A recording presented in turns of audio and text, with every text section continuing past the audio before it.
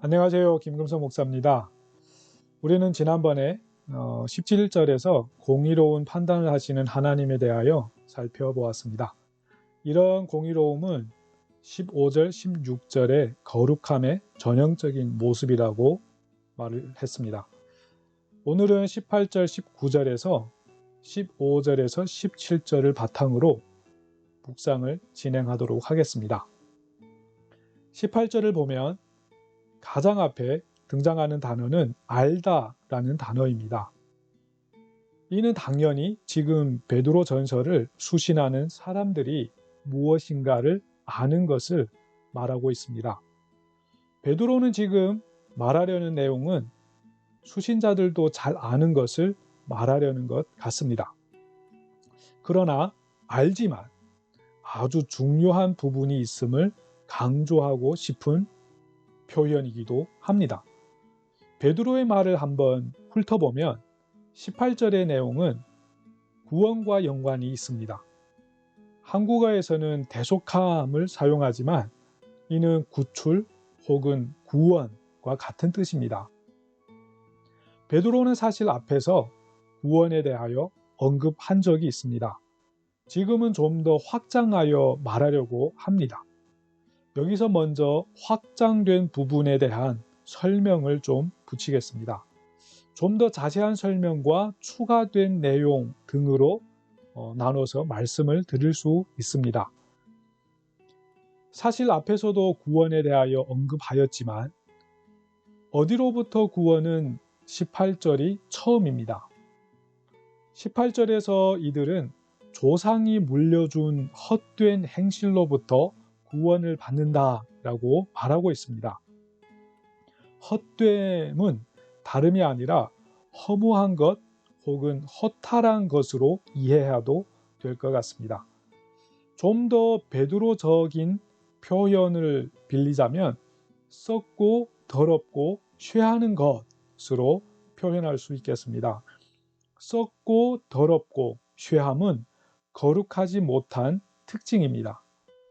그런데 이런 특징은 하나님 없는 혹은 하나님을 떠난 세상의 전형적인 모습 되겠습니다. 그리하여 18절은 이런 구원은 없어질 은이나 금 같은 것으로 된 것이 아니라고 하는데요. 여기서 없어질 이것은 사실 썩을 혹은 죽을 운명으로도 번역할 수 있습니다.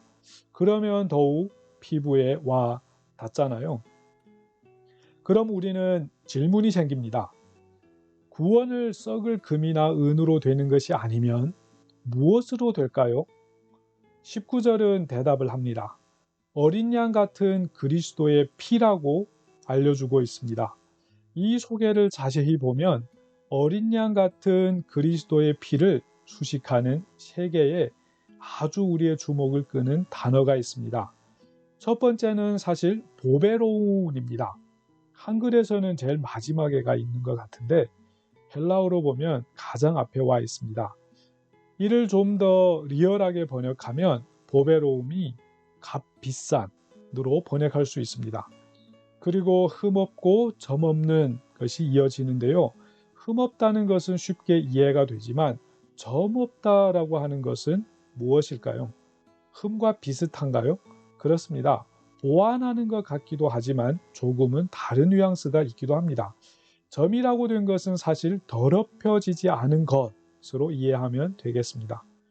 그리고 두 번째와 세 번째 순서는 그리 따질 필요가 없지 않나 라고 생각할 수 있습니다.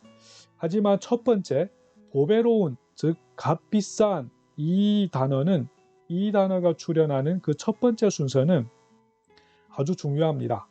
왜냐하면 가장 앞에 오는 것은 18절에 은이나 금을 염두에 둔 배열인 것 같습니다. 은과 금은 안 된다라고 하면서 오직 값비싼 이렇게 19절이 시작하는 것을 보면 납득이 됩니다.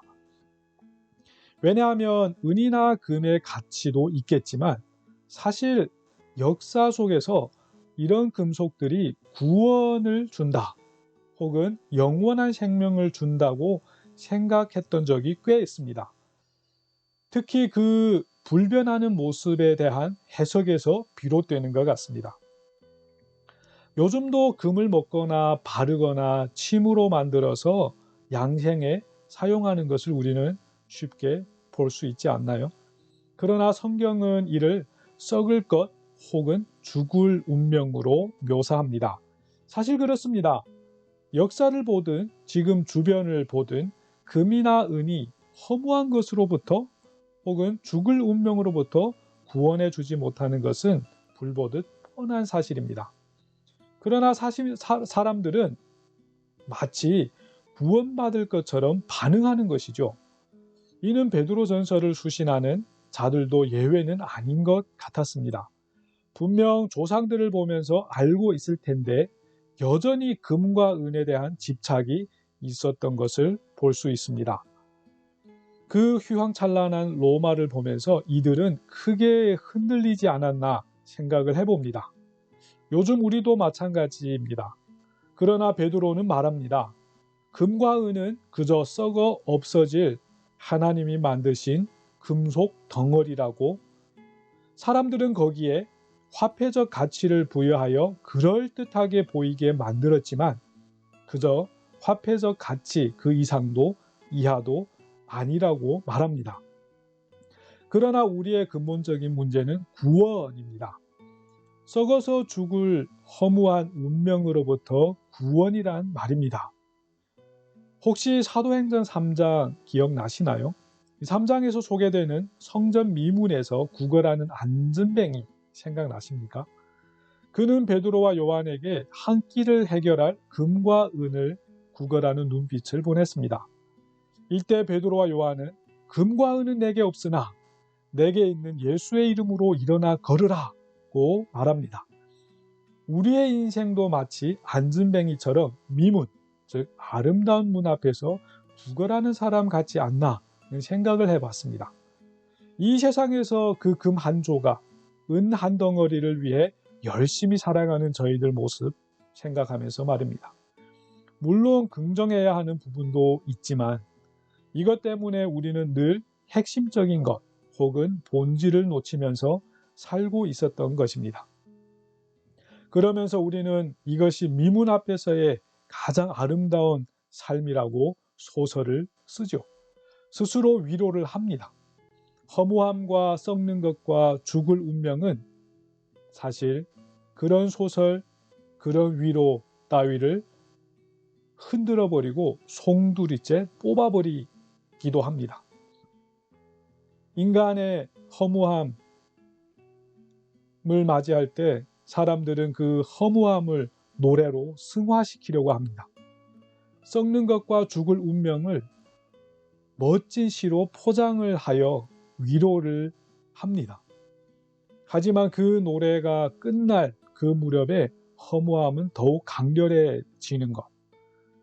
시가 마침표를 찍을 때 썩는 것과 운명은 더욱 열광하듯이 날뛰는 것.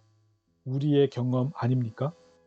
우리의 조상들에게서 충분히 보고 알 수 있는 부분들이라는 겁니다. 베드로는 권면을 합니다. 그 권면은 그의 성격처럼 직설적이고 꾸밈이 없지만 값비싸고 흠없고 더럽지 않은 어린 양 같은 그리스도의 피를 우리에게 수혈합니다. 이는 죽음을 이기시고 부활하신 그리스도의 피입니다. 그의 값어치는 금과 비교가 되지 않습니다. 왜냐하면 금은 썩고 죽지만 그리스도의 피는 죽음을 이기신 그리스도의 피입니다. 이를 받은 자는 신기루와 같은 소망이 아니라 생명의 소망이 생깁니다. 우리가 그리스도의 피를 수혈받고 구원을 입은 자라면 우리의 몸에는 그리스도의 피가 흐르고 있습니다. 사람들은 이 세상에서 살아가면서 혈통을 따지고 지역을 따지고 학교를 따집니다. 이유는 걸맞는 삶을 뽐내기 위함입니다. 우리의 그리스도의 혈통을 뽐내는, 즉 드러내는 오늘이 되었으면 합니다. 왜냐하면 우리는 그리스도의 혈통이기 때문입니다. 그 진정한 값어치가 무엇인지, 썩지 않는 것이 무엇인지, 죽지 않을 운명이 무엇인지 뽐내며 드러내는 하루가 되기를 축복합니다. 감사합니다.